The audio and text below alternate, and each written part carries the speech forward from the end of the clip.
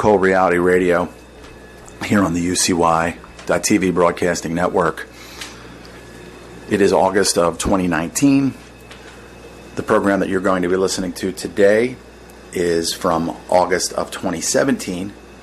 Clint Richardson is the host, and he will be talking about his book that he had just released, Strawman, The Real Story of Your Artificial Person. You can find that free download, strawmanstory.info. Again, strawmanstory.info. Clint's going to be talking about the book. He's going to be talking about the nature of reality, which he does so brilliantly. The United States of America is a corporation. He found this out through his research. It's run like a corporation. It's actually a sub-corporation of the Crown Corporation. And he's going to be talking about the book. He's going to be talking about legal contracts, birth control, and the effects, the negative effects on the body, family, marriage, divorce, what they are, how they're seen by the state. And it's just going to go over so many incredible pieces of information. It's absolute gold. He's one of the greatest researchers that I personally know. And he's an absolute gift to us all. These are the things that we should be doing as people to help other people to research and be able to make our lives better and make other people's lives better. That's not happening today in the world that we live. So enjoy. You're tuned in to the Cold Reality Radio program. I'm Clint, taking Charlie's place today. So what's new? I finally got this damn book out. It's been out for about a month now. Well, a little less, maybe 3 weeks. It's been mailing. People have been receiving them, and finally reading them in all its glory. So hey, yippee! And now I'm stuck with a bunch of books. But yeah, it's just kind of fun. I wanted to take the opportunity to thank everybody who's supported me in my book printing endeavors over the last year and a half or two, however long it's been that I've been promising to get this thing out, and I've been running into obstacle after obstacle, amazing amount of obstacles I ran into to get it printed. But Strawman, The Real Story of Your Artificial Person is now available. It is free to download on my website, strawmanstory.info, and then you can find out how to get an actual copy of the book there.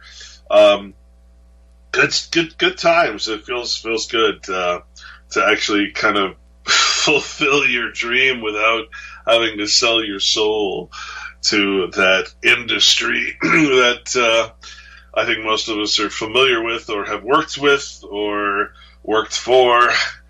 So yeah, I just wanted to say thanks to everybody who has supported and helped me along, given me the strength to carry on, because it was very tough, and it's just as tough to go through and try to get volume 2 together, which I'm starting to do now. Anyway, yeah, it's I wanted to take the time today to really break down a couple of concepts for you guys, because I'm sitting here as a guy who, when we get into this sort of notion of the truth and patriot and sovereignty and liberty movement, whichever one of those words, freedom, draws you towards it, we think we have one, maybe two pieces of the puzzle, and we suddenly jump into this giant, undone puzzle with all these pieces scattered around. We can see the pieces, but we have no idea what they mean. And some of us just want to feel better by interrelating with other people who have the same experience, but which is none. We know that 9/11 happened, but we know that something was wrong. We know that wars are happening, but we know this doesn't make sense. Why are we, we know that terrorist attacks are happening, but hey, why are the terrorists killing their own people? No, none of it fucking makes sense. What do you do? Right? And so you study and you apply yourself. Well, God, that's what I've been doing since 2003? Maybe somewhere around then. And at the time, I didn't have a specific goal. I said, I just want to know the way things work. How is it that what is it that is driving this whole damn thing? What is the backbone? What is the foundation of it all? And you know what? That's kind of what I figured out. I kind of figured out the dots and how they connect.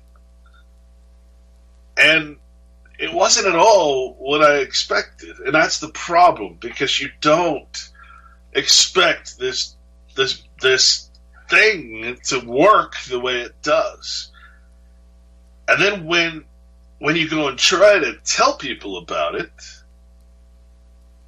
after years of speaking of secular things, of financial reports and corporations and how the nation and the states are corporations, then all of a sudden you find the opposite of that, or what is opposing to that, what it is that these things are supposed to be for. Why, for instance, does one form a corporation? Why does one need a license and permission and all of that stuff? Why? What are you getting permission to do? What is it that you're breaking that you need a license, permission to do something, right? Why would I need a license to marry, for instance? Well, the answer is really obvious, because it's not a real marriage. You don't need a license to do anything real. But when you marry two pieces of property, and those two properties, those names, those strawmen become one corporation in marriage, well, of course, you need permission of the property holder, the government, to marry those two. Of course. I mean, that's the only thing that actually even makes sense. But to learn that, to get to that point, to understand that this is a corporation, and to go even farther and say, hey, when that corporation forms of those two persons, the male figure, the husband figure, becomes head of household, i.e., president of the corporation, if you will. It's still a franchise, don't get me wrong, and therefore becomes responsible. And then you find the doctrines about driving, and, why should I need a license to drive when I'm just going to the grocery store dropping my kids off for school? Well, guess what? That's all explained. And it's a very reasonable, logical explanation. Once you understand that you're talking about a corporation, the car is property of the head of household, and your children and your wife are your agents. It's just an agency relationship where you're the principal part of the corporation. That's it. It's nothing more. When you go to get a divorce, it's kind of like the church and state. The church and state, they say, are separated. Oh, that's too bad. Those two persons, the church and state, those two corporations are so good together. Oh, poor them. Oh, they're separated. Well, does that mean they're actually completely annulled? Are they truly separate, as in private, or are they still connected? And the answer is that they are still connected, just like in any other marriage. All right, when you get a divorce, why is it that you think the judge has so much power over your children? The state has so much power to tell you what you can and can't do in your own corporation? Well, first of all, it's not your own corporation. It's a marriage between two persons. Persons are property of the state. So two straw men walking around together, thinking they're all in, love and shit.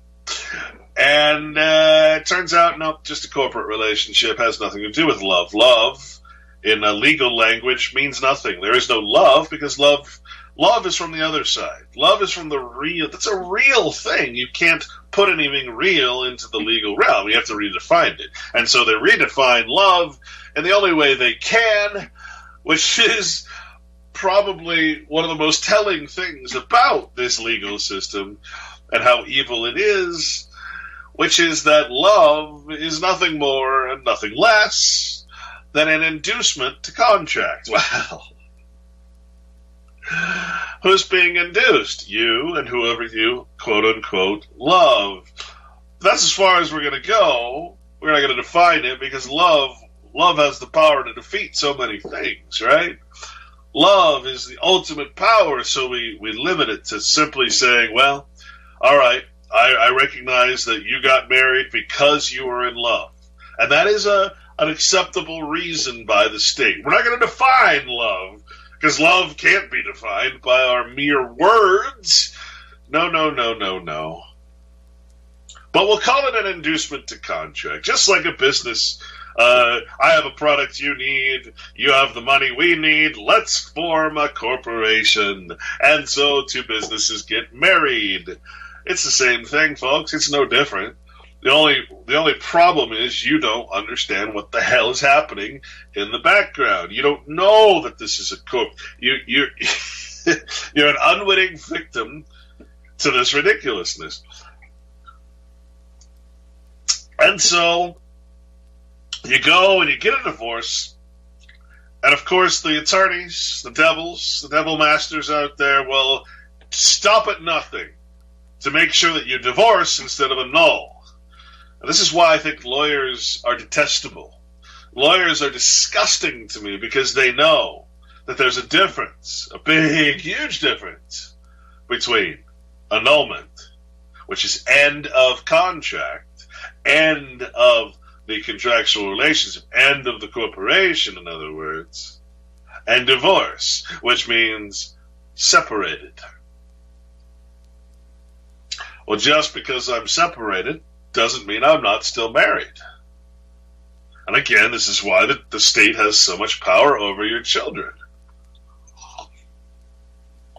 Now, I didn't actually include some of the quotes that I'm sure we've probably talked about before.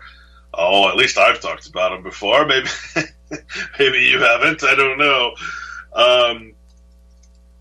But there's a lot of interesting things when we talk about the parens patriae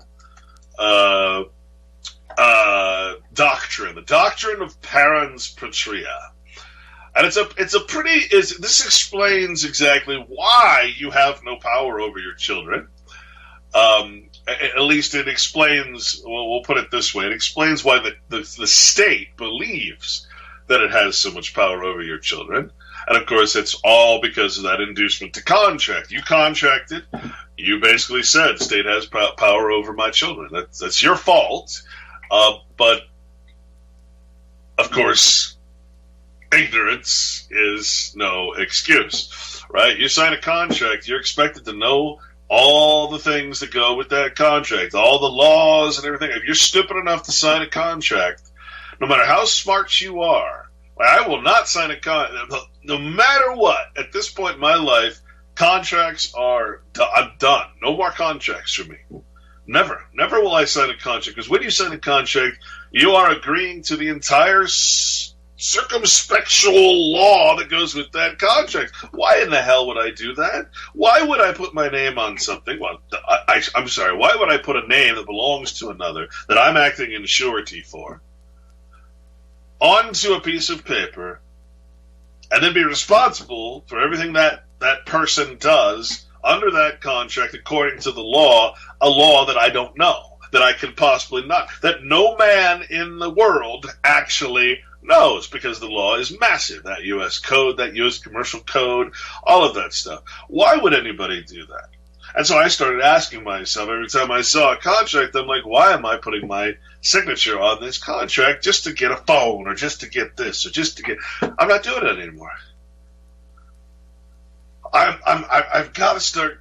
I've got to start listening to myself. I've got to start acting in the way I should act. This is something. This is so wrong. Love. When you look up love in William Anderson's dictionary, it says, see consideration. When I see consideration, it says the inducement to a contract, a cause, motive, price, or impelling influence, which induces a contracting party to enter into a contract. Well, I guess you could say tits and ass are a pretty good consideration, yeah. Inducement. What is an inducement? Matter. So like subject matter, in other words, something that you could put in front and said, well, this is why we were married. Merely introductory to the essential ground or substance of the complaint or defense, or explanatory of it or of the matter in which it organized or took place. And see, here's the problem. We're not talking about love.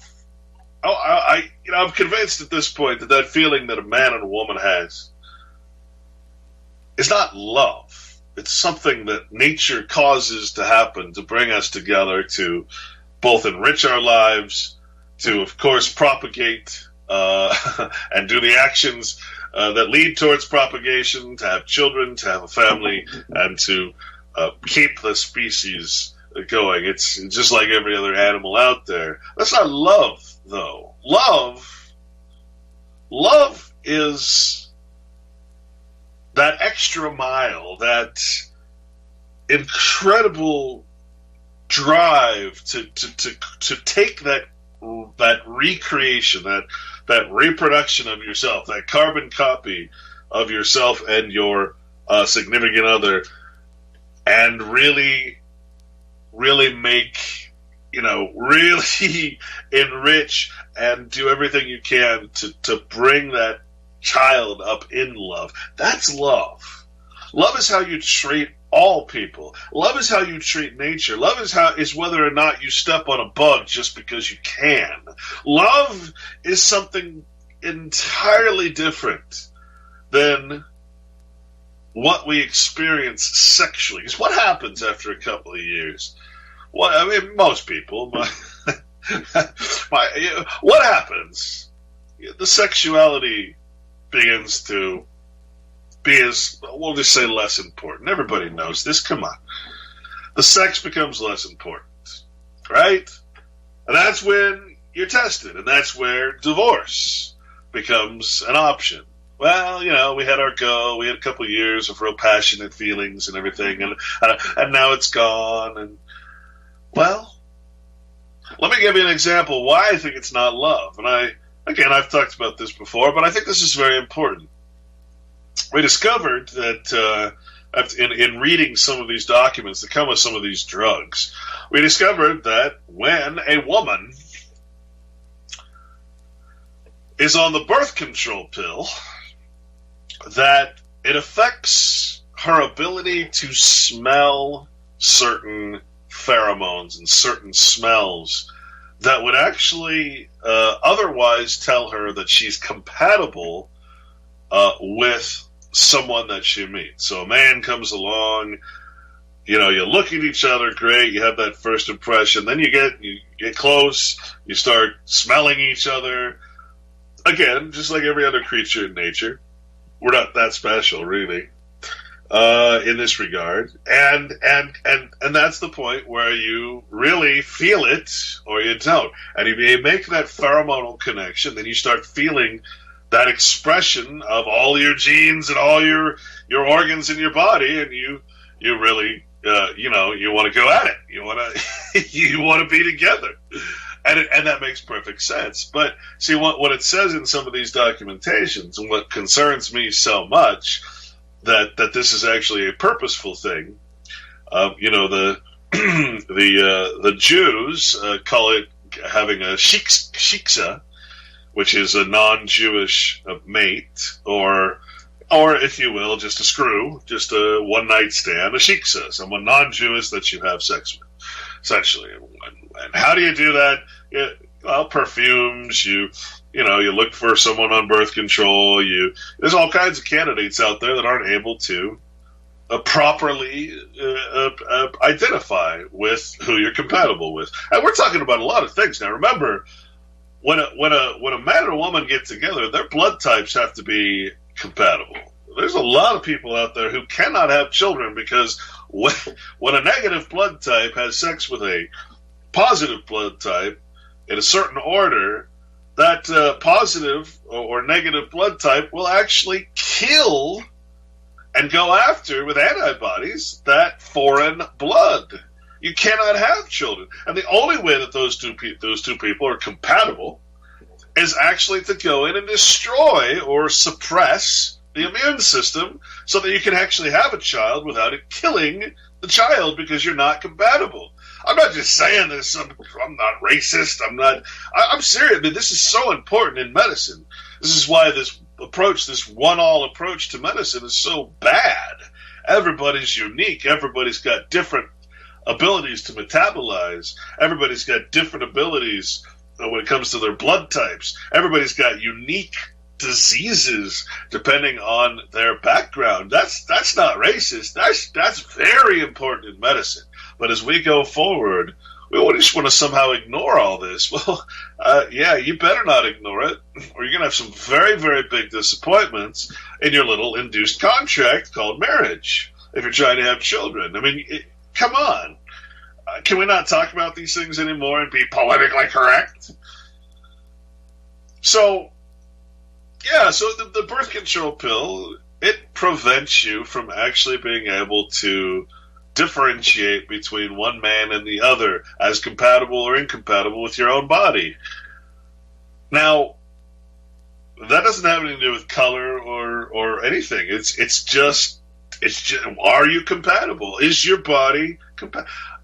This isn't this is just science. It's nothing else. And it's so incredible to understand that. So these women are going around and they'll just have sex with anybody because I'm on the pill, right? It's a good excuse to be promiscuous, if you will, right? And suddenly you get pregnant because the pill is certainly not or you forget a pill or whatever. You get pregnant, you go off the pill. Guess what happens? For the first time, you see with your body, your pheromones, your actual, true, without any interruptions and any interferences, your body can now sense your mate who got you pregnant.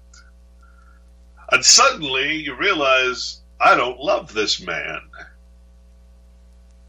Love being that word that I don't think really fits. I think what you're really saying is, those feelings I had were superficial. We're not compatible. It's not love, you see, because love is higher than that. Love is so much more than just that sexual attraction that you have that every other creature in the world has. I mean, that's not love. When you see creatures in the wild staying together with their mates their whole lives, protecting and feeding and whatever, I mean, that's where love comes in. But that initial whatever we're talking about, that's something else. Because it can be altered. Because it can be hidden. We're talking about something else here. Love is so much more. But we're a generation, we're people that have been degraded to the point where we don't recognize what that higher love is anymore. So what happens then? Now you're stuck with a child that, it makes you wonder if some of these postpartum depressions and some of these women who actually feel negatively towards their child, it makes you wonder, this is just my speculation, it makes you wonder if it's because their child isn't compatible. It's because they had no idea what they were doing when they got pregnant. They weren't going by that higher feeling, that pheromone. No, they were going because they had this sexual attraction and nothing else. They were getting their rocks off. I don't know. But maybe that's why. Maybe the baby comes out. It's really not. It's compatible. I'm just wondering. I'm just speculating here on that aspect. But it's an interesting point. Nothing to be ashamed of, certainly. Happens to so many women, and if you are experiencing anything like that, you'll find that that's a common thing, and you got to wonder why. But hey, just deal with it, embrace it, talk to people. But I let's go back to our parens patria doctrine, because unbelievable. When you really start understanding it, first of all, the whole marriage ceremony, and the contract that happens, and the reason that the reason they have these marriages, these expensive weddings, is because you're actually required to have witnesses. So they've sort of, I don't know, clandestinely sort of made you pay a lot of money and have all this ridiculous pomp and circumstances just because, hey, you need, I think, 2 witnesses to get married. Oh, well, you're my best man and my best woman. Oh! No, they're your legal witnesses that you're calling something because you're ignorant of what's actually happening. You have no idea what you're doing, and that you're just so proud and so happy to be in that white dress. Oh, the flowers and the table arrangements. Oh my God, I'm so happy.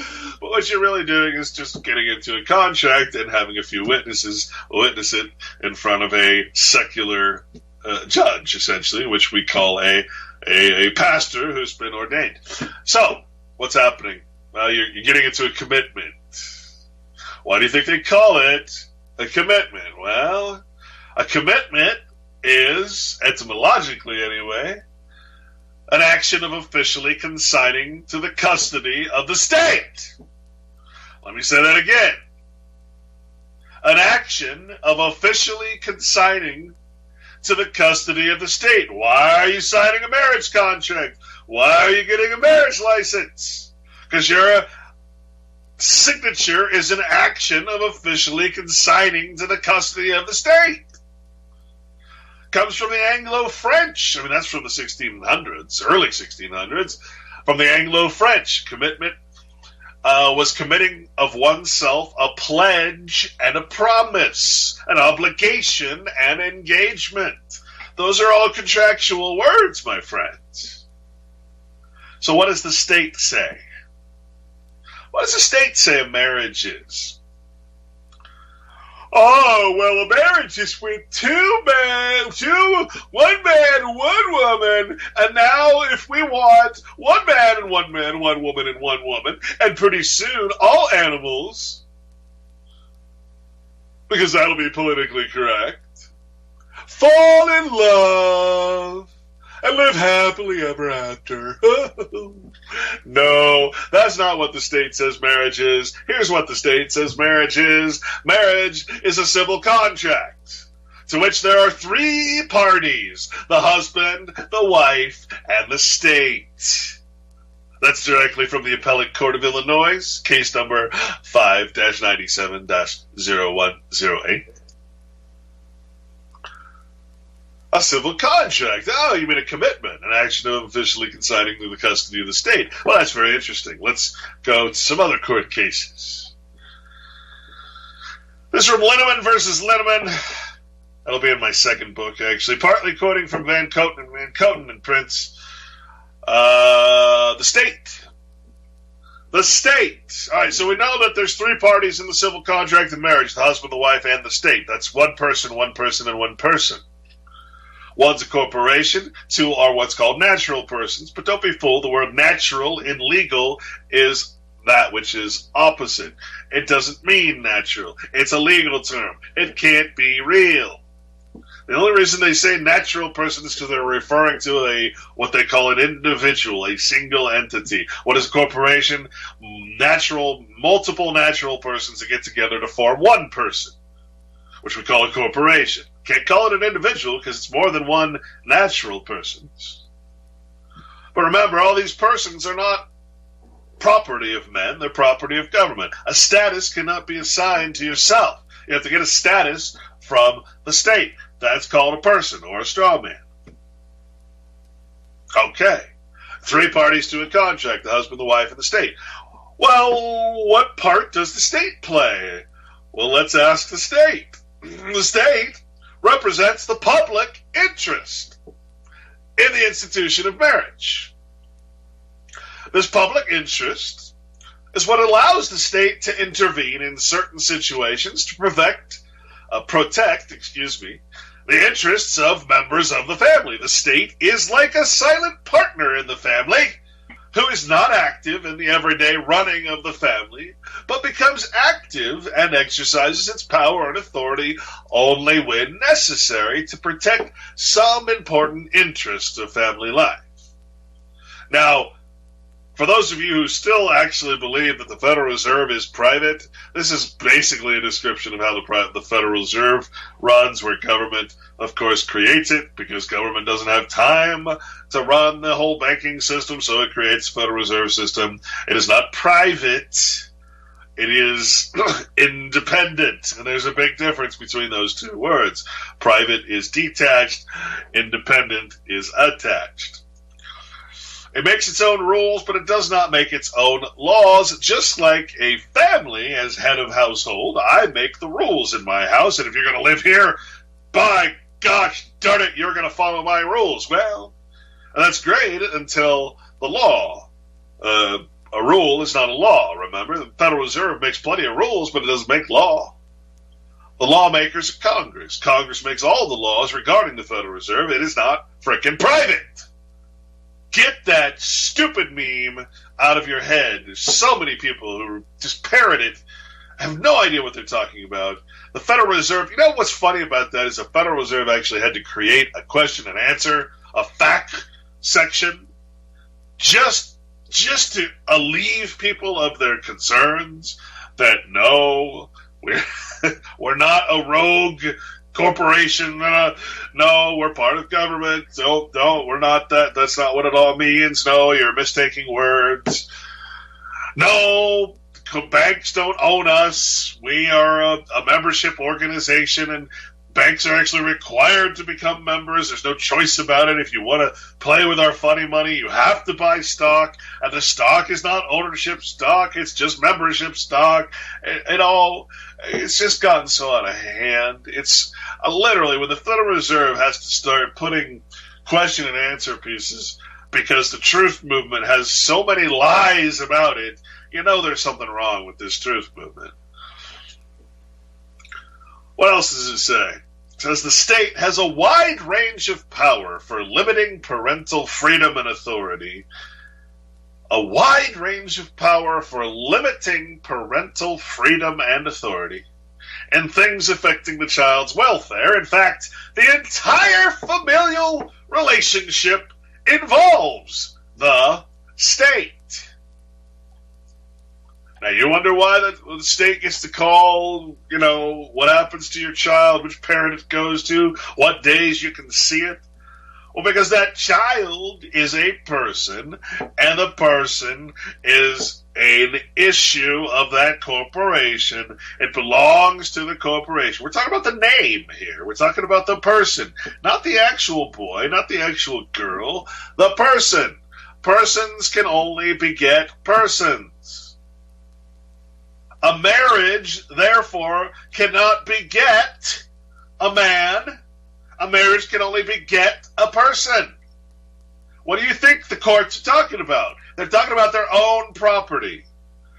And as long as you agree that your child is someday going to grow up into that a birth certificate, legal entity that you filled out when it was born, those vital statistics turned into a legal entity. As long as you start registering it as that child going to school, and you start using that name, and you convince the child that eventually it's going to be signing in that name and opening bank accounts, this is called confirmation, ratification of the name of the person, and you literally, well, let's say figuratively, you become that person. You become surety for it. You start acting as the person. All right? That is what the state is managing. Where the person goes, the surety is sure to follow. That's what a straw man is. What does the Bible say, of course? It says, anyone that's surety for another will surely smart for it. Of course, smart means to be put in pain. And guess what? Section 1981, U.S. Code, Title 42, what does it say? It is your right to be put in pain, punished, taxed, licensed, and exacted, which basically means extortion. Those are your rights, people. That is the right of persons, not your God-given rights. You give those up by becoming a person and entering into the contractual relationship because the maxim of law says the contract makes the law.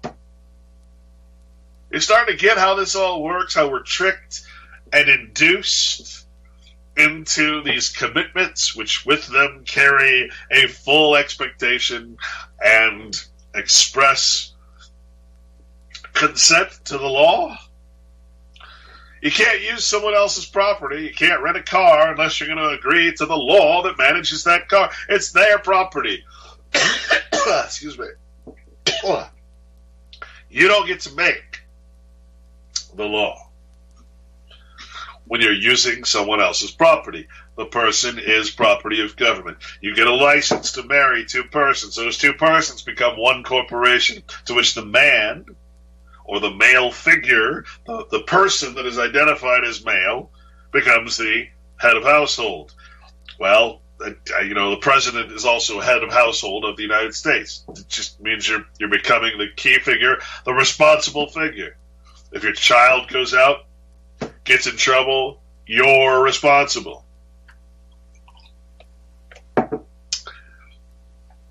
Roberts versus Roberts says the state is a party to every marriage contract of its own residents, as well as the guardians of their morals. Oh, well, that's a scary thought. Our state, you see, is the United States. We're not part of the individual state, so who's the guardians of our morals? Why, it's that lovely, wonderful Congress of ours. Oh, I'm so patriotic towards that Congress. They're just so moral, and I'm so happy that they are the guardians of my morals, because, gosh, what would I do without them? As far as the attorney class, which includes judges, of course, P.G. Wodehouse,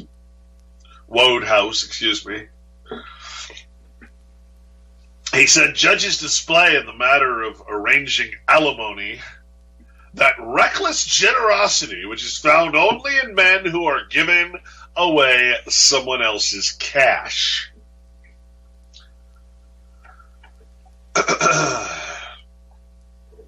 Let's go back to case law. What does it say? I love this stuff.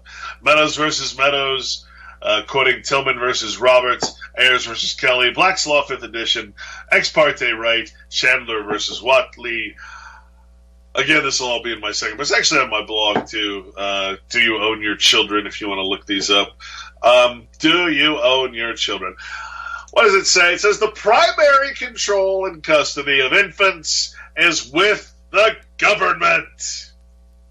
The primary control and custody of infants is with the government. You're out there going, oh my God! But remember, infants is a legal term applied to real things. It's a fictional term applied to something real. You have to believe. You have to act. You have to do everything you do with the expression that your child, your real, living, breathing little guy or girl, is an infant, a child. These are legal terms. So, of course, what this is really saying, the primary control and custody of infants is with the government, is that the primary control and custody of government property is with the government. Infants are government. It's a word they created. It's their term of art. They own it in the style it's being used, in the jurisdiction it's being used. And if you're in that jurisdiction, if you've married and agreed that you're a person and you're married, you get it. It's us acting the part. We're actors. We're agents. We're doing it to ourselves. Parens patria literally means parent of the country. This is back to the court case here. Parens patria, literally parent of the country. The court stands in the position of parens patria,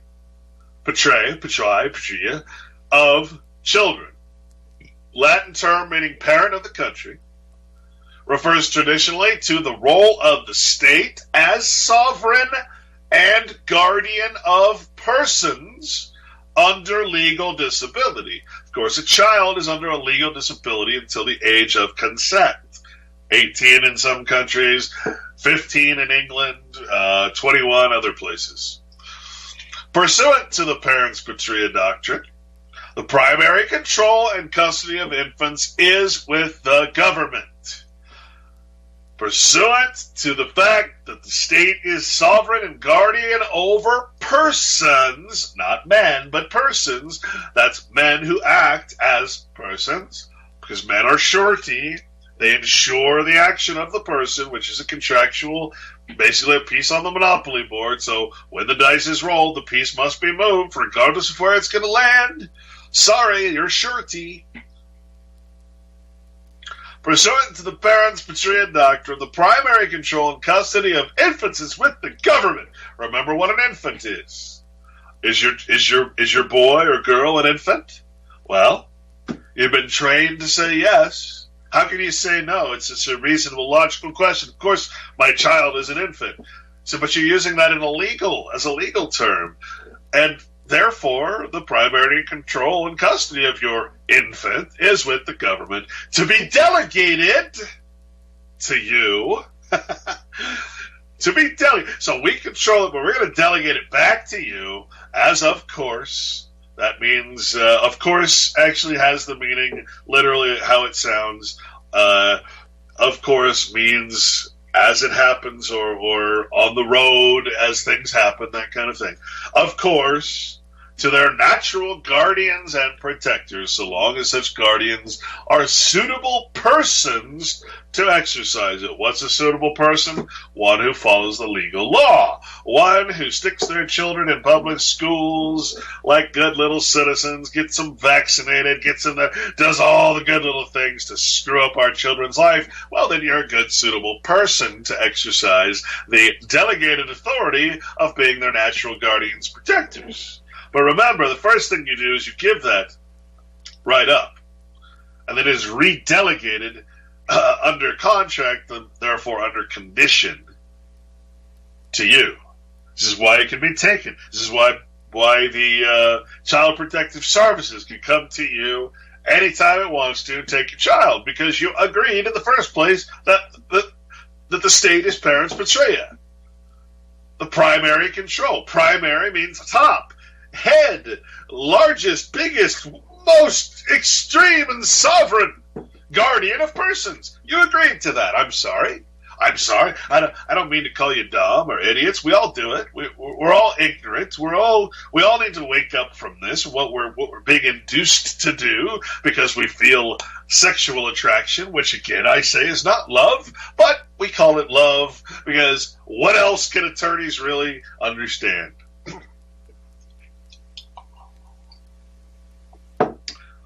In other words, going back to our case, in other words, the state is the father and mother of the child.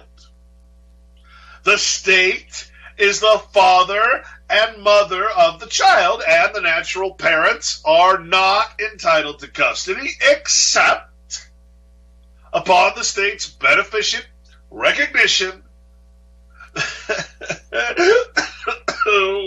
that natural parents presumably will be the best of its citizens to delegate its custodial powers. Now, I don't know about you folks, but that's pure tyranny. That is absolutely 100% the opposite of parental rights and freedoms. Opposite, right there. That's what we live under. But we believe that we live under the opposite. We're told we have freedom. We're not told that freedom means franchise. That freedom is a lie. That everything's a lie. Why? That's. I mean, it's the Matrix. Everything's a lie. It's a simulation. It's not real. Simulation is never a sameness. The law, back to the case, but I mean, seriously, the state is the father and the mother, and the state gives you back your child, forces you to... Wait a minute, why isn't the state paying full benefits and buying my child's food? Why is the state not paying for everything if the state owns my child? Oh, well, we give it back to you and give you the right to raise your child as long as you're good and you stay broke and you never get ahead and right. Yeah. It's so fucked up. The best of its citizens to delegate it's delegating its custodial powers to you as long as you're a good citizen. The law devolves the custody of infant children upon their parents. Not so much upon the ground of natural right in the later, as because the interests of the children and the good of the public, as a general rule, are thereby promoted. Folks, what is the public? Do you know? Do you have any clue what the frickin' public is? Do you think the public is your problem? Do you think because it's public, everybody owns it? What does it mean that every person owns, every person has the right, every person... Well, that means it's property of government, you fool. The good of the public. What is the public? Come on, it's government. Public lands. States' rights. You heard about the states' rights, state lands projects all over the country where the Congress denies the states from taking back their lands. Why? Because they're public? That means government has entrusted them? Do you know that the people of Nevada tried to get their public lands back? And Congress will not consent? Because Congress has the final. Why? Because when Nevada formed its territory into a state,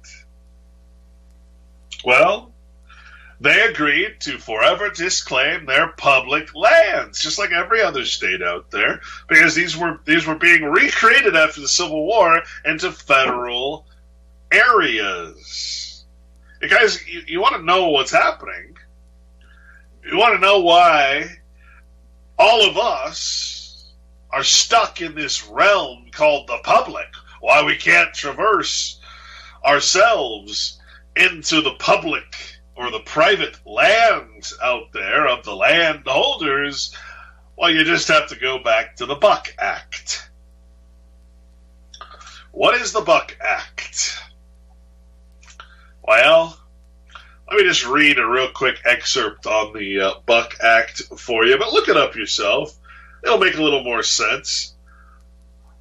I wouldn't say this is exactly correct, but it's a pretty good explanation of how it worked. What happened after the Civil War, specifically when the United States, we'll call it the War of Northern Aggression, but it was really the War of United States District, the national aggression. It was the ultimate battle between national government and state governments State governments united into a confederation, which to government is a conspiracy, of course. In order for you to understand the full import of what is happening, we must explain certain laws to you. When passing new statutes, the federal government always does everything according to the principles of law, the maxims. In order for the federal government to tax a citizen of one of the several states, they had to create some sort of contractual nexus. The contractual nexus is, of course, the Social Security number and the system and law and Title 42 and every other code that goes with it. So it's a contractual relationship. In 1935, the federal government instituted Social Security. The Social Security Board then created 10 security districts. The combination of these districts resulted in what is called a federal area, which covered all the several states, kind of like a clear plastic overlay. I just spread saran wrap over the United States. You can't see it because districts aren't visible. They're not real. They're a border that doesn't exist, and districts can be stacked on top of districts. You can live in 100 different districts and pay 100 different district fees and taxes. But in this case, we're talking about the foundation, the national federal areas. In 1939, the federal government instituted the Public Salary Tax Act of 1939. This act is a municipal law of the District of Columbia for taxing all federal and state government employees and those who live and work in any federal area. Oh, but I'm in the state, you say. No, you're in the public, and therefore you're in a federal area.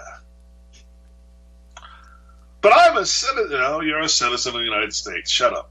Now, the government knows that it cannot tax state citizens who live and work outside of the territorial jurisdiction of Article 1, Section 8, Clause 17, or Article 4, Section 3, Clause 2 in the Constitution. So, and you gotta work around it, right? In 1940, Congress passed what's called the Buck Act, Congressman Buck, for U.S. Code sections 105 through 113. That's U.S. Code Title 4, sections 105 through 113. In section 110, Part E, the Act authorized any department of the federal government to create a federal area for imposition of the Public Salary Tax Act of 1939. You wonder how they got such an incredible tax hold around us? Well, this is the loophole. The tax is imposed at 4 U.S. Code Section 111. The rest of the taxing law is found in the Internal Revenue Code. Again, why do you create the Internal Revenue Service? You create an independent body to handle all the rules when it comes to those who are in a federal area. Congress doesn't have time to do that, so it creates an independent agency called the Federal Internal Revenue Code, or Internal Revenue Service. Now, there's a lot of thought to go with that. It's a foreign agency, etc., etc. It doesn't matter, folks. Get that kind of crap out of your head. You're dealing with corporations. You're not dealing with governments. You're dealing with corporations. Whatever you think about the United States and its borders and all that patriotic shit has to go out the window. You're not dealing with anything constitutional. You're not dealing with anything because you're under a contract, and the contract makes the law.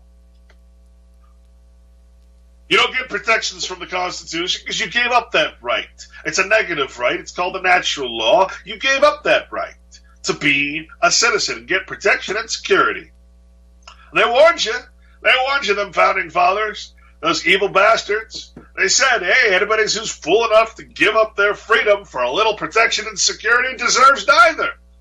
Of course. You don't deserve it. You don't. Sorry. The Social Security Board had already created a federal area overlay.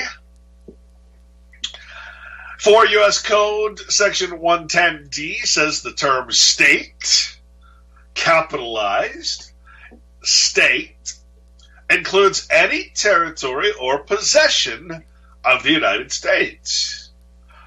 And Section 110E says the term federal area means any lands or premises held or acquired by or for the use of the United States for any department, establishment, or agency of the United States, and any federal area or any part thereof which is located within the exterior boundaries of any state shall be deemed to be a federal area located within such state. Okay? Any part thereof. That basically covers everything. Which is located within the exterior boundaries of any state. What is the exterior boundary of any state? What the hell does that mean? Well, states are divided into private and public lands. It's that simple. What's the exterior boundary of a state? Public lands, federal lands, man. Federal areas. That's where we all exist as U.S. citizens. Shall be deemed to be a federal area located within such state. There is no reasonable doubt that the federal state is imposing an excise tax under the provisions of 4 U.S. Code Section 105, which states in part, that's Section 105, the state and so forth, taxation affecting federal areas, sales or use tax. Section A. No person shall be relieved from liability for payment of, collection of, or accounting for any sales or use tax levied by any state or by any duly constituted tax. Remember, what is a state? Term state includes any territory or possession of the United States. See, this is how they trick you. You see, they're not talking about the states, necessarily. When they say the word state, they're talking about the United States. The district and its federal areas. Includes any territory or possession of the United States. Oh, but what does it say? For any state. What a frickin' bunch of a-holes. Okay. Or by any duly constituted taxing authority therein having jurisdiction to levy such tax on the ground that the sale or use with respect to which such tax is levied occurred in whole or in part within a federal area. So this is why, for instance, you wonder why when you take milk across the state, raw milk across the state border, that's such a crime.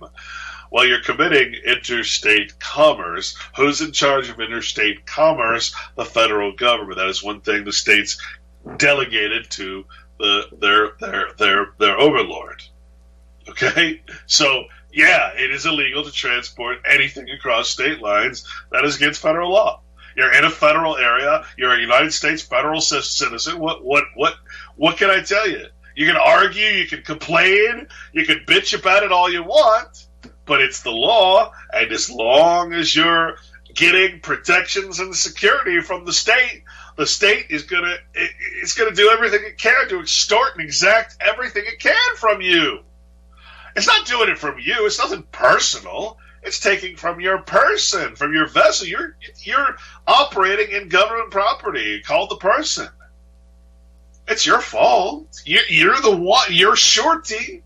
The person owes the tax. Therefore, the surety must ensure that the person pays the tax. You're going to walk around in a straw man. You're going to be responsible for that straw man and all its extortions and exactions that go to federal government for using its federal areas.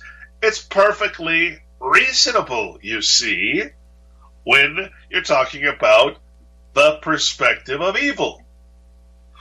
The perspective of landlords. It makes perfect sense. The question is, can you alter your own perspective? Can you suddenly empathize or even imagine what it's like to be one of those assholes? That's the question. If you can't, then you're never going to understand this stuff. You have to be able to put yourself in their shoes. And such state or taxing authority shall have full jurisdiction and power to levy and collect any such tax in any federal area within any such state to the same extent and with the same effect as though such area was not a federal area.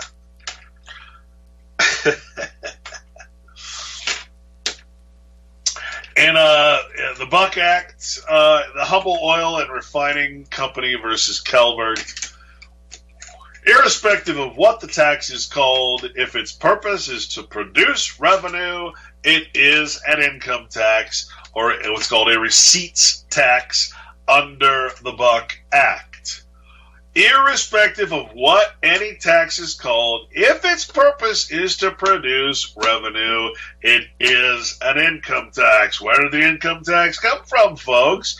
Well, are you starting to get it? You're working in a federal area. You are an employee of the United States, in other words. That's what does it mean to be employed? It means to be used. Who's the user? Thus, the obvious question arises, what is a federal area? A federal area is any area designated by any agency, department, or establishment of the federal government. This includes the Social Security areas designated by the Social Security Administration, any public housing area that has federal funding, a home that has a federal bank loan, a road that has federal funding, and almost everything that the federal government touches through any type of aid, financial aid. Remember, what is the government's product? Money. So anything that its money touches, it basically freaking like a black cloud over it. This is why you don't want to take federal aid in your local municipalities. You don't want that. Because once that federal aid comes in, guess who's making the rules? Then you qualify under this federal area nonsense. But think about it, folks. You got to work. You're dumbed down enough to say, oh, well, I have a Social Security number. It's asking me for it's asking me if I'm a U.S. citizen. It's basically a U.S. employee. It's asking me if I'm eligible to work as a U.S. employee or U.S. citizen. It's asking me if I have a Social Security number because guess what? The more I work, the more Social Security benefits I'll get at the end of my life. Yippee! Here's my Social Security number. Oh, look, and it protects me and gives me security in case I can't work. Oh, wonderful.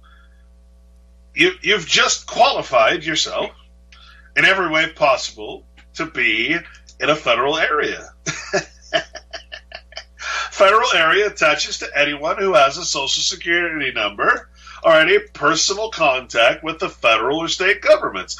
Through this mechanism, the federal government usurped the sovereignty of the people, at least those who were dumb enough like us to do it, as well as the sovereignty of the several states, by creating federal areas within the boundaries of the states under the purported authority of Article 4, Section 3, Clause 2 in the Federal Constitution, which states, the Congress shall have power to disapprove of and make all needful rules and regulations respecting the territory or other property belonging to the United States, and nothing in this Constitution shall be construed as to prejudice any claims of the United States or of any particular state. Well, guess what, folks? How does Congress possibly get power, or I should say the United States possibly get power over the private states? Well, first you defeat them in a civil war. You utterly just beat the shit out of them. You destroy families. You do everything you can to diminish the notion of what the whole thing was created for in the first place, the private states, right? You defeat the militias. You utterly just run us over. And then you force us, essentially, to create new constitutions or amended constitutions that say that we, here I'll read you from the Nevada Enabling Act, which is actually in the Nevada Constitution, available at any website. First, that there shall be not in this state neither slavery nor involuntary servitude. No, we gave that up and it's called federal citizenship. otherwise than in the imprisonment of crimes, which is federal citizenship, whereof the party shall have been newly convicted. Second, the perfect toleration of religious sentiment shall be secured. In other words, no moral law will be legal, and no inhabitant of said state shall ever be molested in person or property on account of his or her mode of religious worship.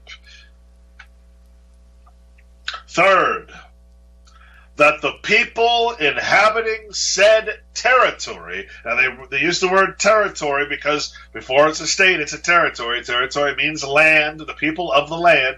That the people inhabiting said territory do agree and declare that they forever disclaim all right and title to the unappropriated public lands lying within said territory, and that the same shall be and remain at the sole entire disposition of the United States, and that lands belonging to citizens of the United States residing without the said state shall never be taxed higher than the land belonging to the residents thereof, and that no taxes shall be imposed, etc., etc., etc.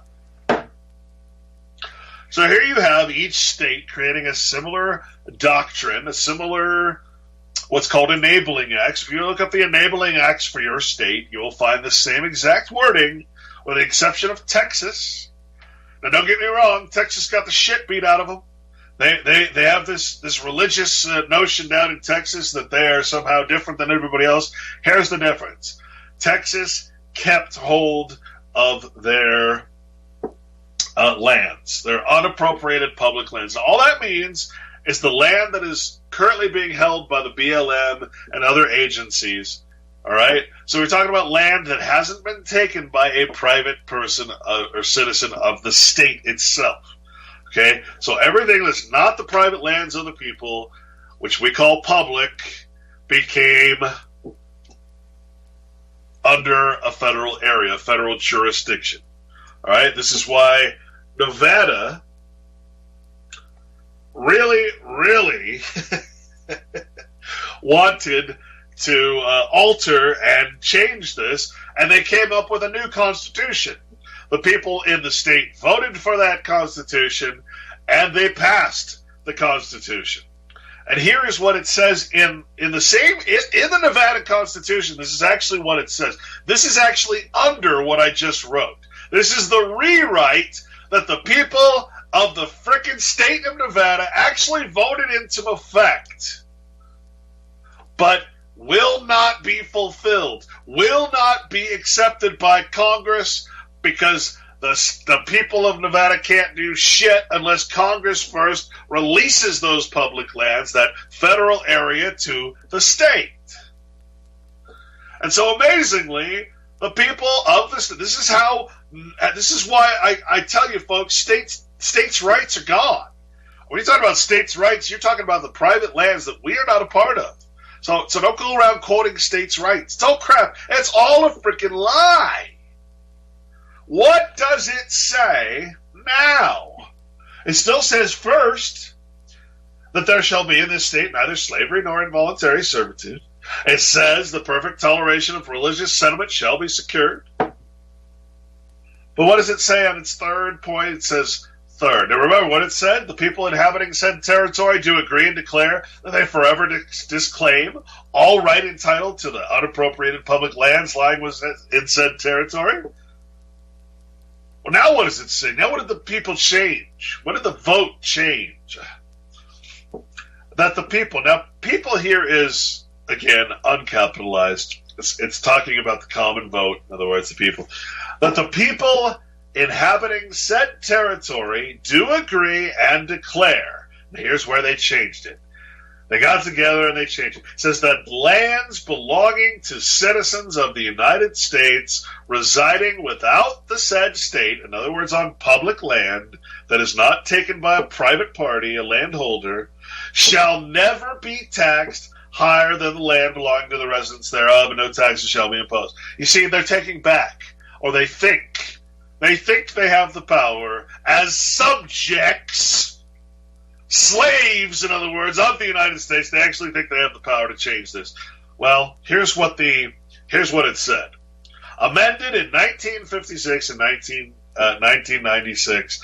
The First Amendment was proposed and passed by the 1953 legislature, agreed and passed by the 1955 legislature, approved and ratified by the people at the 1956 general election.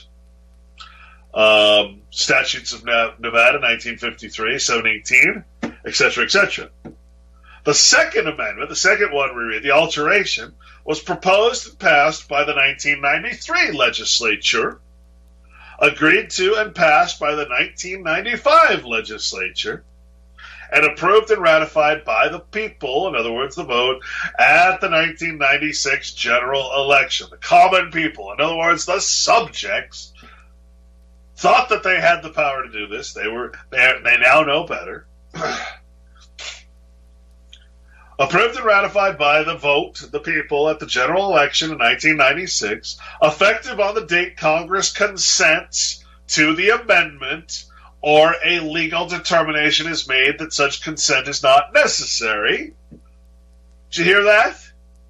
So Congress is literally disobeying the entire will of the entire state of Nevada and its Congress because it will not give up the power of taxation due to the Buck Act that we just read by creating these federal areas, bypassing its constitution in every way possible to create these federal tax areas to ensure that it can extort and exact every single employee of every single corporation on every part of public land. It says right here that this is only effective on the date that Congress consents to the amendment or the legal determination, and that's how it stands today. 1996, that is, what, that's 21 years now. It's been sitting there. The people got together, they voted, the Congress created the amendment, it's all, and yet Congress won't do anything about it. Now, I don't care if all frickin' 50 states in the Union do the same thing. Congress, because the United States is a corporation, is not legitimate in any way. It is called de facto or illegitimate. It is a corporation designed as a holding company for U.S. citizens. The live stock, all right, it's the sting. It is not going to relinquish its federal lands, folks. I mean, unless suddenly you people actually wake up and realize what the hell's happening in this country. Unless you realize unless you realize that you don't even own your freaking children because of this crap.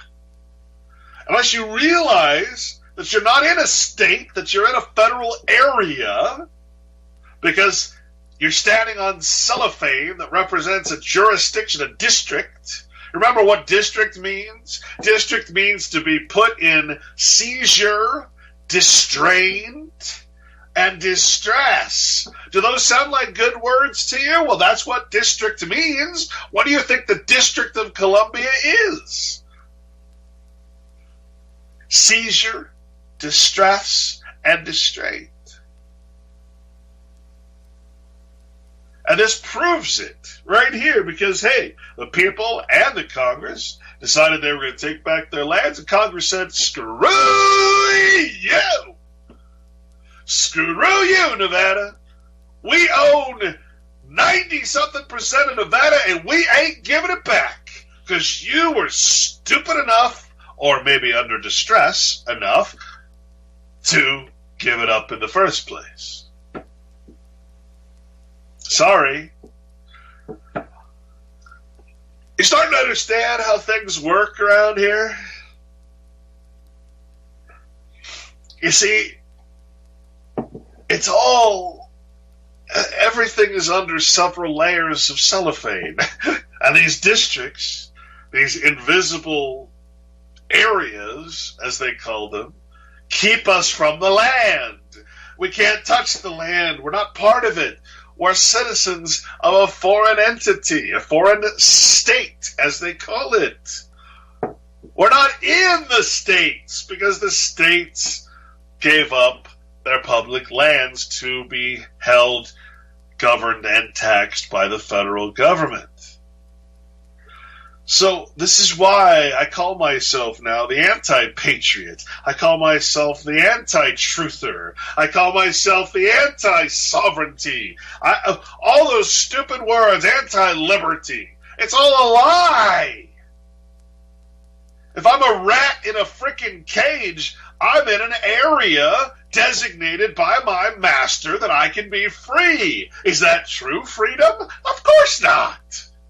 Of course it's not true freedom.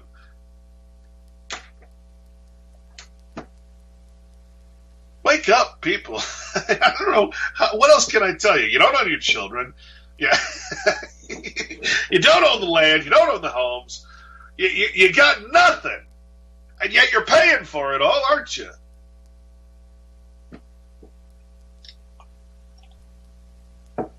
The one thing that you do own, besides your children, unless you give them up, is your labor. You know, labor is considered as property. Labor is your property. When you give that labor away in exchange for, oh, wait a minute, what are you exchanging it for? Federal dollars. Ah, jeez. I did it again. I exchanged my property for a debt note. Ah, now I got to pay all these taxes. Oh, that was stupid. You see, every turn we do the wrong thing, and every turn we induce ourselves into these contractual situations. And that's why they call it voluntary. See, volunteerism to the state is basically a very happy state of ignorance for all of us. You must keep your people stupid. I mean, literally, completely ignorant of the law that they're under, and yet still have them sign their names, which are property, of course, so that they're stuck under that law that they've never actually even read. This is the amazing part about it.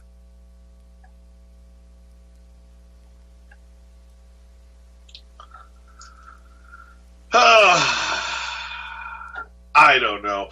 So I want to tell you, I want to go back to what I was saying before. I think we got, through some of these. What is a license, permission, or authority? To confer right or power which does not exist without it. Oh, so you can't get married without a license. Why? Because, of course, you're marrying two pieces of property that don't belong to you, the person, the straw man.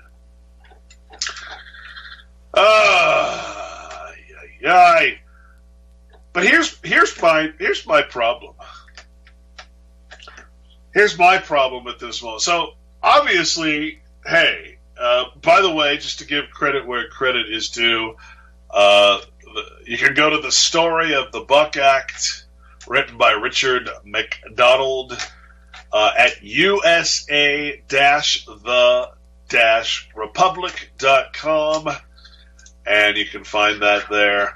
It's a pretty good site.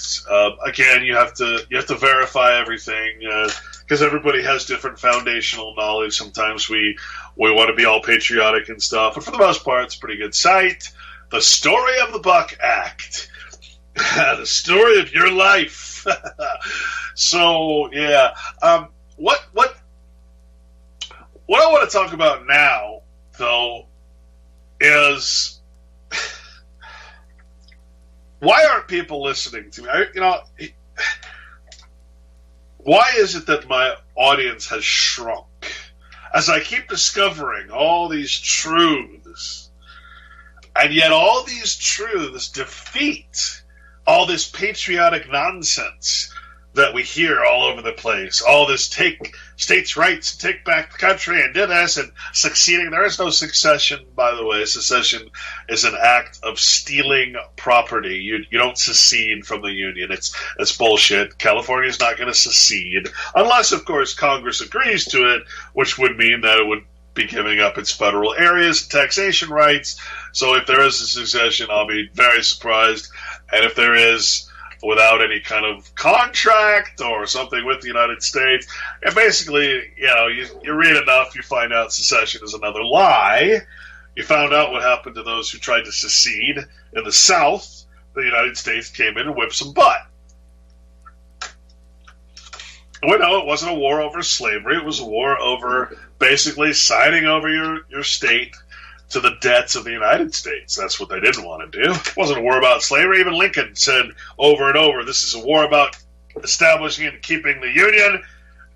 I don't give a shit about slavery. Slavery doesn't matter to me. It's not an issue. But if it saves the Union, well, do away with slavery.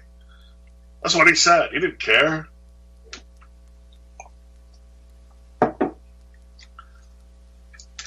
So, I actually believe that what I'm suffering from now, with all this information I've collected, all the pieces of the puzzle I've put together to now see this almost full, full scene, basically, all the dots connected in some way or the other. Why am now that I have the truth, the truth, the self-evident truth, the self-existent truth, plus all the evidential stuff that has to do with what we call truth, which is actually, confirmed and ratified lies that our government and its laws. Why is it that I'm being persecuted? Why is it that nobody wants to interview me anymore? Why is it that all these patriot radio shows don't want to touch me? Well, here's what I've kind of come to the conclusion of, and I'm a little saddened by this. I'm being persecuted just as the Bible said I would be. Again, I'm not talking about religion here. Remember, when I talk about the Bible, you people who listen to me on a regular basis, you know I'm talking about the law, the moral law that the government fully recognizes and says is part of the common law.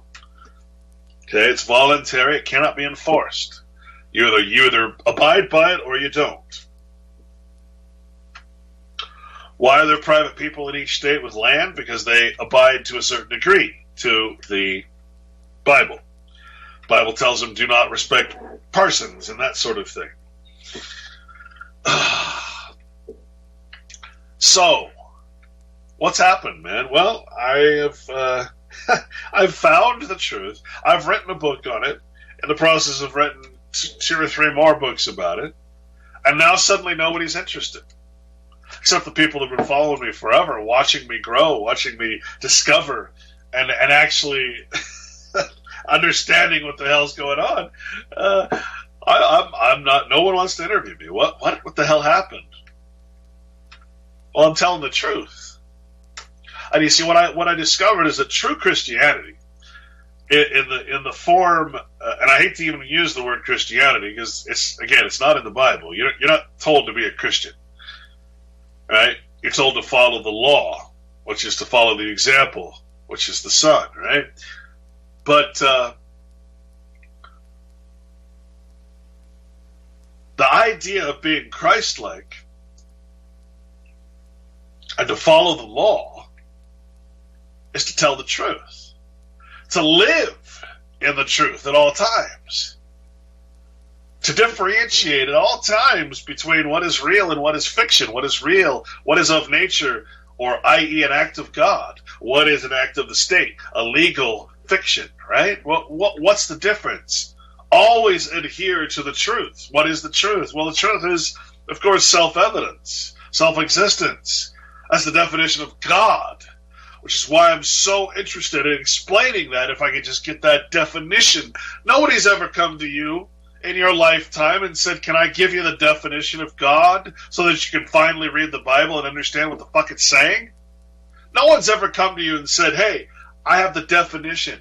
No, they come to you and say, hey, have you heard the good news? I'm a Christian. I have a personal relationship with Jesus. And we're turned off and we want nothing to do with it, or we fall for it and we become part of the cult. It's all crap.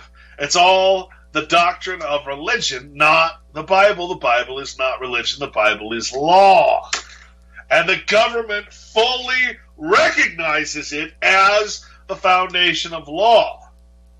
You follow it or you don't. If you don't, then you become a person of the United States. Bible says never respect persons. That's all corporations. That includes the state. You see, we're in such... That's the natural law. Why do they call it the natural law? Well, it's because it only has to do with real things. It tells you to stay away from anything unnatural. The natural law can only govern that which is natural. The legal law can only govern that which is artificial. That's all it is. God and the devil, real and artificial. Satan, real and what is adversarial to real. That's artifice.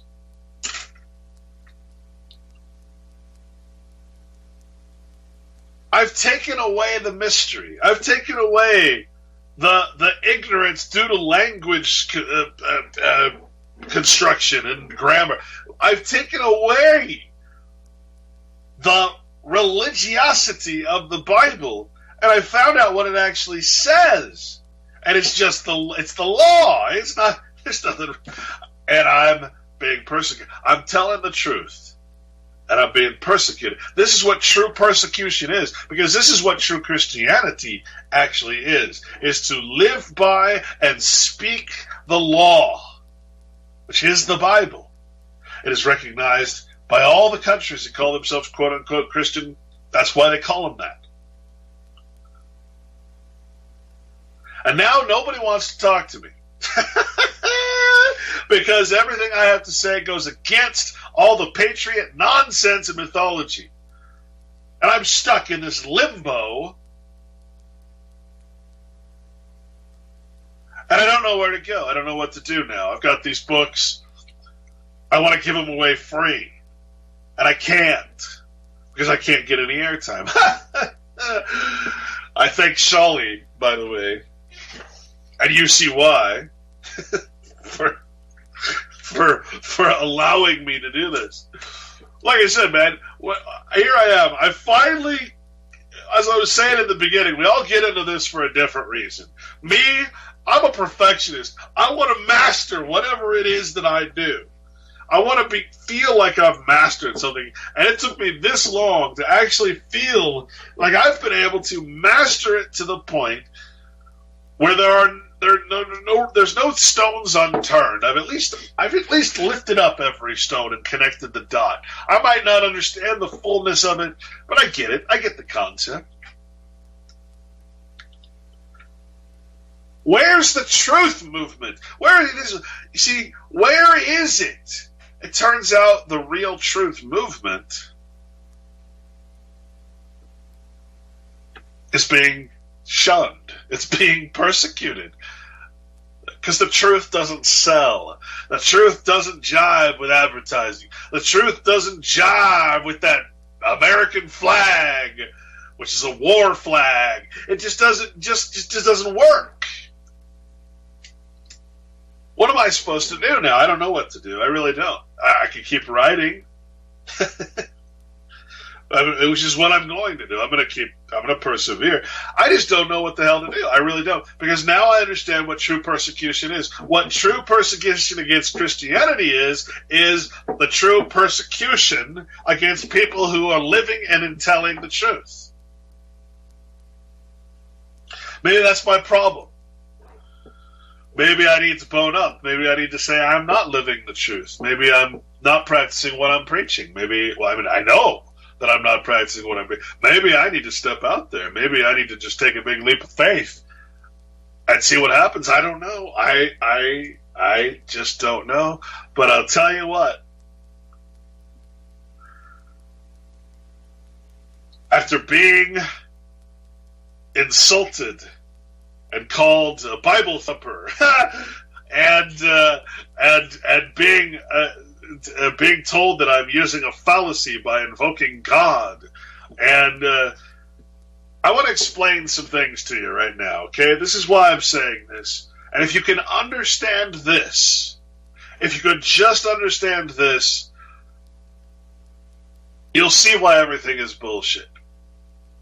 Why it is that you've been kept from this knowledge, this law, so that you're induced into contracting with the state. Because, of course, the Bible will tell you never contract, never give an oath, never do anything.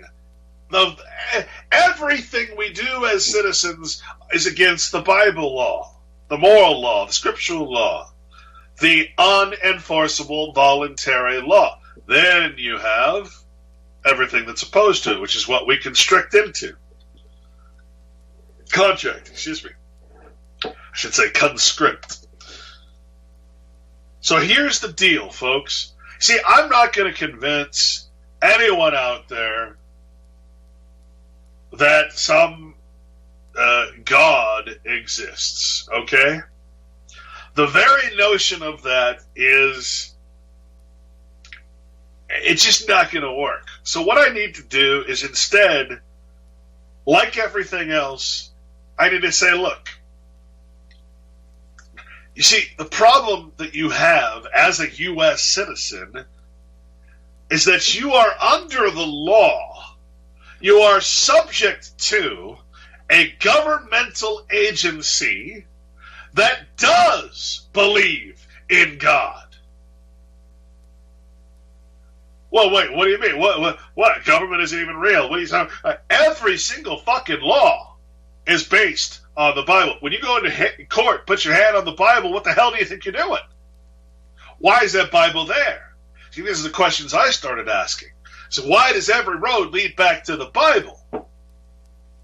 Because the Bible is law. It's the foundation of law. Most of the maxims and principles that are good come from the Bible. What did it say in that previous thing we were reading? Government goes by the principles of law. What are the foundational principles of law? The Bible. It's law, not religion. You are to follow the law religiously. That's a big difference. Calling yourself a Christian, acting like one, are two completely different things. Again, I don't even like that word. Christian is not a word used in the Bible. It's just what we're all familiar with. But you see, I'm persecuted by Christians, those who call themselves Christians. Because they don't like what I have to say. They don't like the fact that I'm interpreting the Bible in the actual correct language, what its intent was by its authors, by its concordances, by its lexicons. See, people don't want it. Christians don't want to hear what I have to say. They are the persecutors. Because they're false. They're going with a title. They're not acting the part. They're not following the law in any way. It's a title. It's a worthless, pointless, useless title. I'm a Jew. I'm a Muslim. I'm this. I'm that. No, you're not. I'm an anarchist. No, you're not. You're following the law. You can't be an anarchist. Well, I'm a millionaire. I'm a billionaire. I'm a millionaire with companies and that, but I'm going to put on a show called the Anarchcast. Well, you can't be an anarchist because you own freaking corporations. You have to follow the law. You're not a Christian. You're not following the law. You don't even know it. You've never read the Bible because you've only read it in English. You've never done due diligence. So what did I say? Government believes in God. Well, it doesn't matter what you believe. If you're under the system, the law of government, then you're under its belief system. How do I prove that government believes in God? Now, this is one of the most important things you're ever going to hear. Are you ready?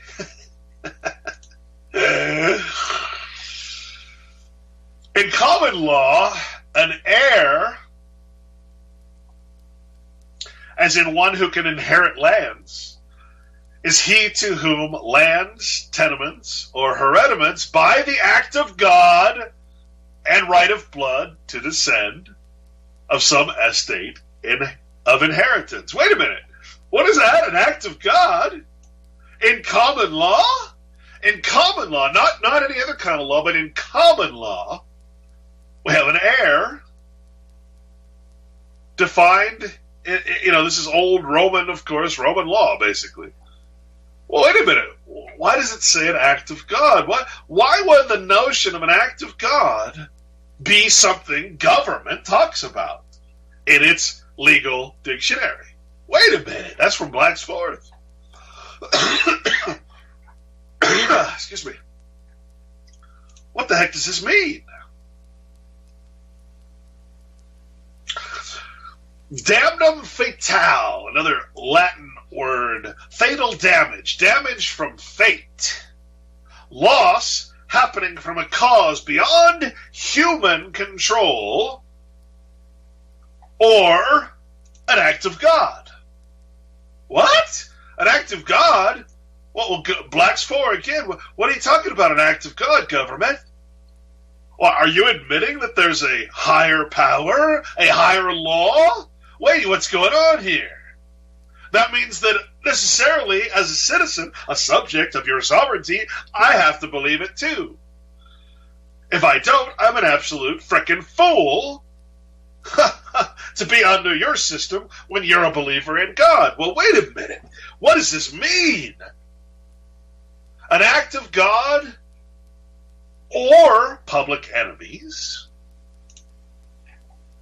How interesting. Let's see some other examples. Or what else can we find here? An act of God. Oh, hey, look! Black's First Law Dictionary actually defines act of God. Huh, what can that mean?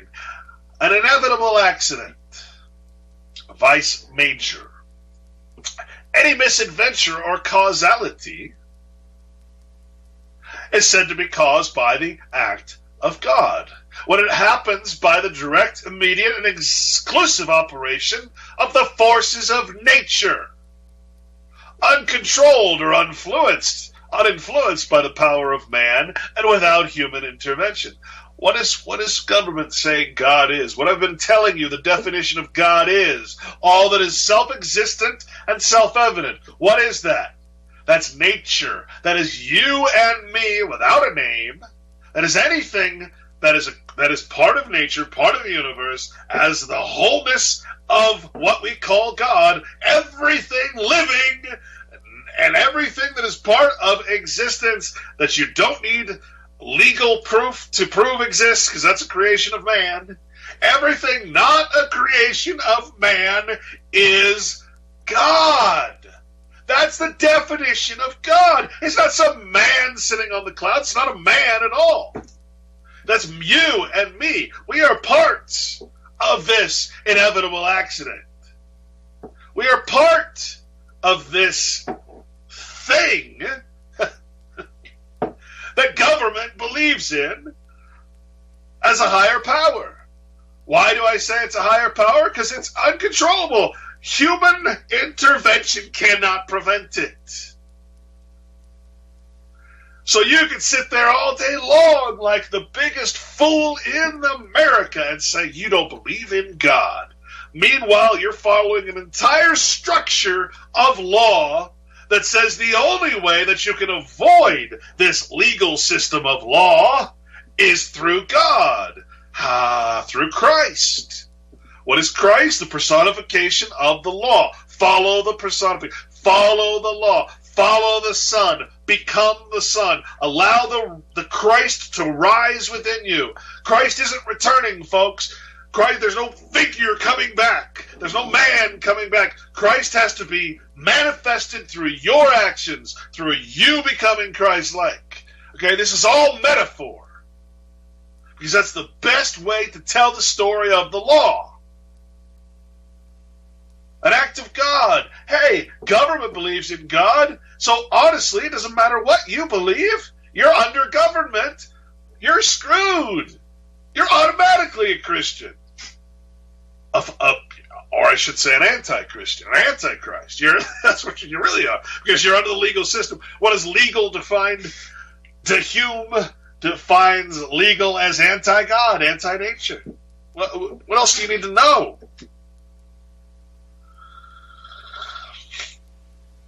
Now, folks, I want you to think about this. Where do you see this term, an act of God? Oh, how about on insurance claims, insurance policies?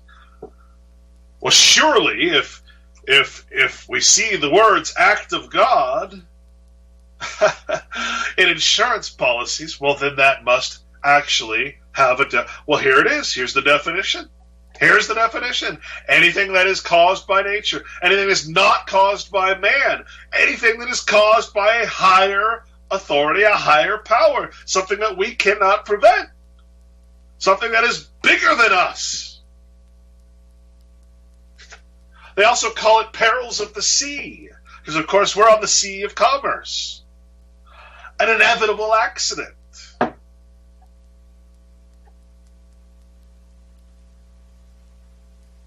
Perils of the sea are defined in maritime and insurance law as natural accidents peculiar to the sea, which do not happen by the intervention of man. Well, how are they happening then? There's got to be something causing it.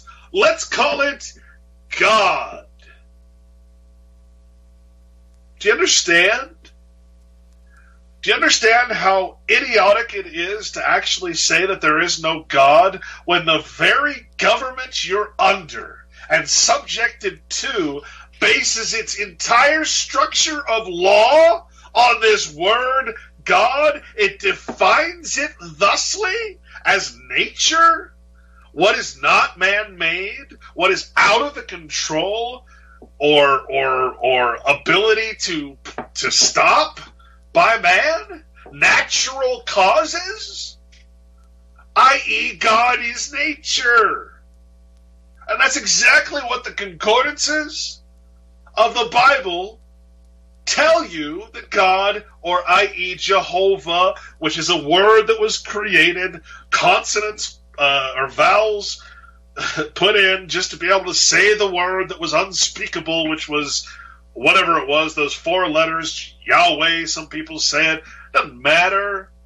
The word is not what's important. The meaning of the word, the intent of the word is what matters. And the question then that you have to ask yourself, after what we've discussed today, is are you and is your child an act of God or an act of the state? And the answer, my friends, my citizenships, my subjects, is that you're an act of the state. And that all the natural rights, all the God-given rights, as they call them, well, wait a minute, government refers to them as God-given rights. Well, gosh, that means government must respect the fact that there's God. All that is stripped away from you. It's called alienation. When you become a denizen, a citizen of the United States. You don't get natural rights when you accept political ones, artificial ones. As soon as you step into the realm of the matrix, the artificial legal matrix, you lose your connection to quote-unquote God, nature. You get it? An act of God. Holy shit.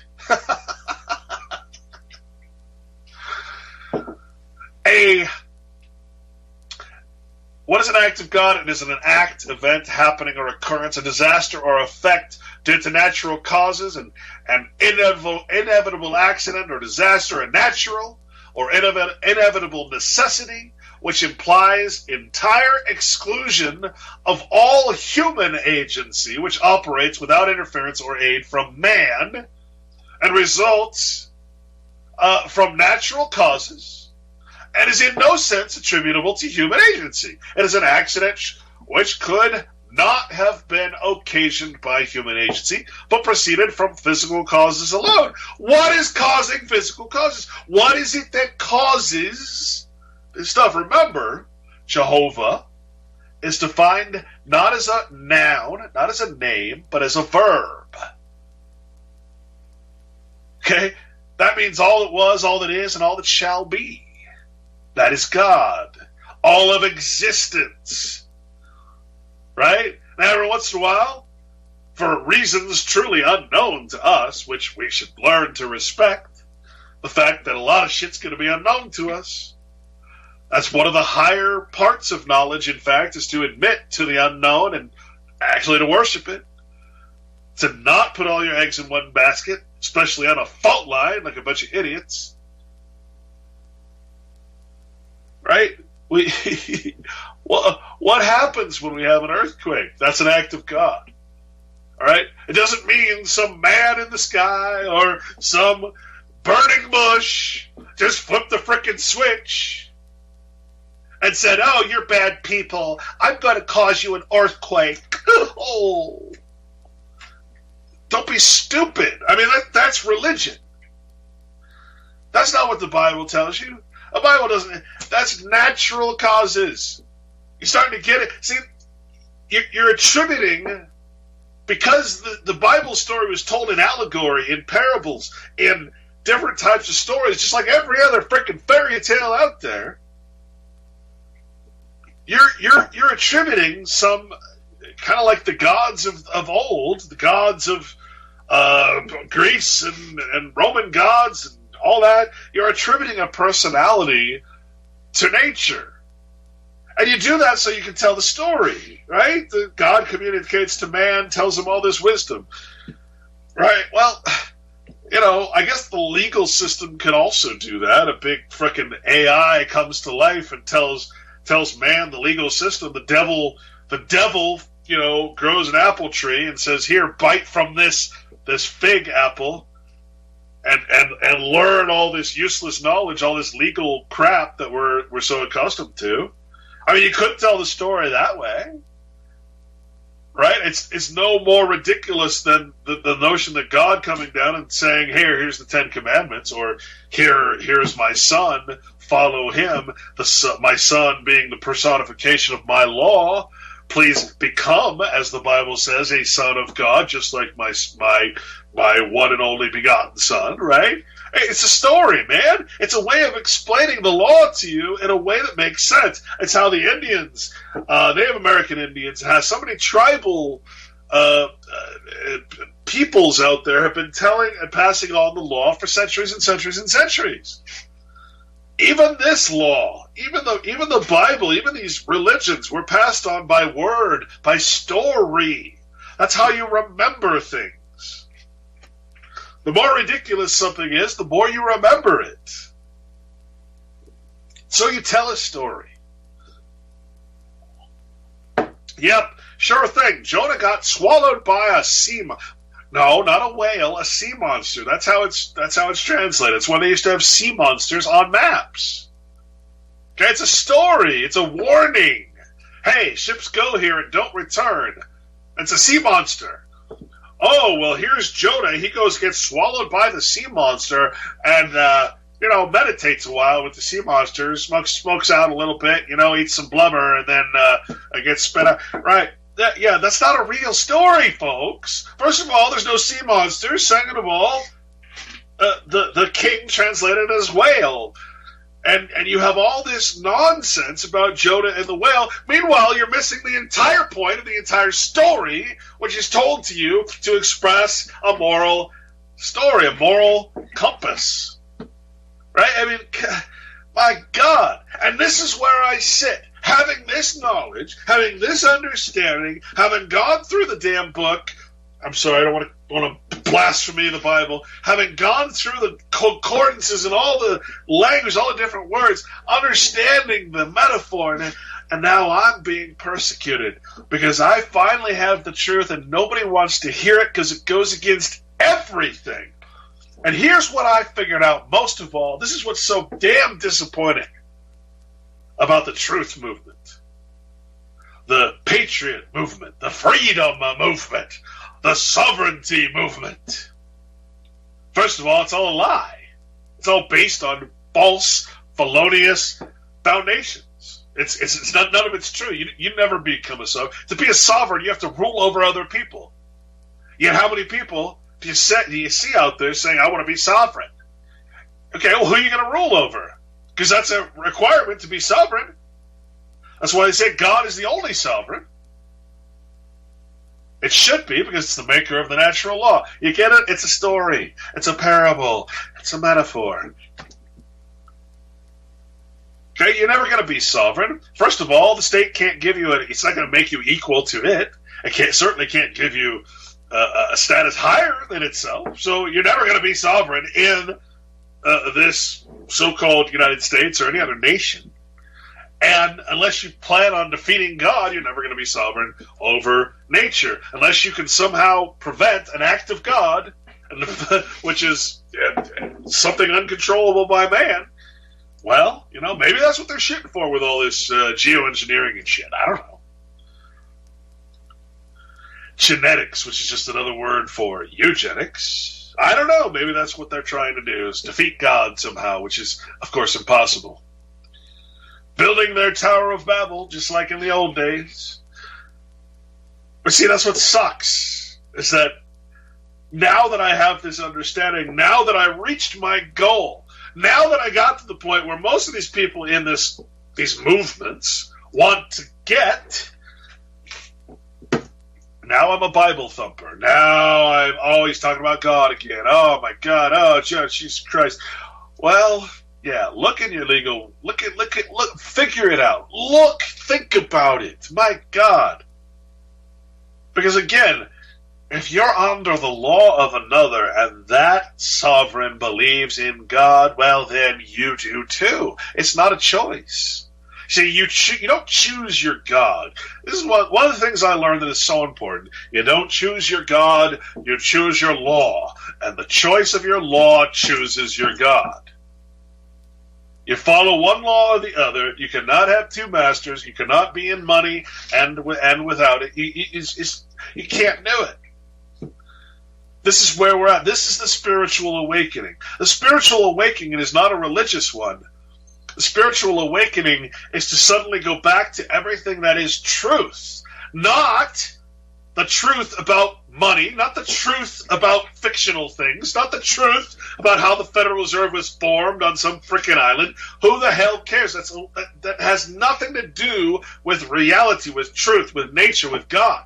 Has nothing to do with it. The spiritual awakening is going back to the truth, no matter how hard it is, no matter how much it hurts, to go back to the truth. And that means admitting to yourself that you're living in an utter lie, that you are part of this legal matrix, that everything you do is against nature and therefore against God. Which means, of course, that everything you do is under human agency. It is preventable. It is not your destiny. It is not your course. It is, of course, the very purpose of creating this whole structure is to get you off course, to get you out of nature, away from God and God's law of nature. Again, why do you think they call it the law of nature? Why do they call it the laws of nature? Because nature is God, God is nature. The oneness of all being. That's such a beautiful, beautiful, beautiful knowledge. The ultimate knowledge. And yet it's still an unknown. I'm not saying that I freaking met God or had there's no personal relationship. But this is where love comes back into play. You see, what the Bible teaches as law is that which is opposed and will defeat, in every case, the legal law. What are those things? Love, true love. Charity. Charity, gift giving, unconditional gift giving. What else? How about forgiveness? Why does the Bible say forgive? Turn, all that stuff. Well, think about it, man. If you lived in an age, in a place where everything was forgiven, the attorney class The court system would be out of business, and they are corporations, a lot of them owned by judges, the courthouses. They'd be out of business tomorrow, man. Think about it. Think about forgiveness. Think about the beautiful, wonderful power of forgiveness that can only come from true love for your fellow man and for what we call God, Jehovah, everything that is nature. Forgiveness. Forgiveness is the ultimate cure for the legal cancer that's all around us. And if you don't get that, if you don't believe that that is the law, because it's self-evidently, it is the law, what case can possibly go forward unless there's a controversy? A case requires a controversy. I have to invoke a person and my own person to get you into court. I've therefore just disrespected the law because I'm respecting persons, fictions, artifice. We all have to forgive. And guess what? That means forgiving all these a-holes in government. Just stop. Just let it go. They were fulfilling exactly what they were supposed to be. They're corrupt exactly as you expect them to be. Government works perfectly. All right? The only way that good men are ever going to be in power again is if it's voluntarily done and unforgiveness happens. I'm sorry, that's the law. I know you all want revenge. You want to see heads hung from trees. But forgiveness is the only way. Take away the power. Take away the money power. Forgive all debts. For God's sake, what would these people do without debt? Do you know that that's the way people are wealthy? Is they don't invest in real things. They invest in debt. Debt is the number one cause of wealth for people who invest in it. And that's something, if you don't know that, you don't know anything about the financial system. That's why government has so much investments in debt. Right? So everything's backwards. Everything's wrong because it's legal, which means opposed to or opposite of nature of God. This is why I'm giving my book away for free. This is why I'm giving it everything I do away for free. God, what does that mean? It means nothing legal. There's no barcodes. There's nothing on it that can be taxed or registered. It doesn't legally exist. This thing is not approved by church and state. And yet nobody wants it. Nobody wants it. Nobody. No, not me. I'm a Bible thumper. Oh, he's turned to God. Get away from him.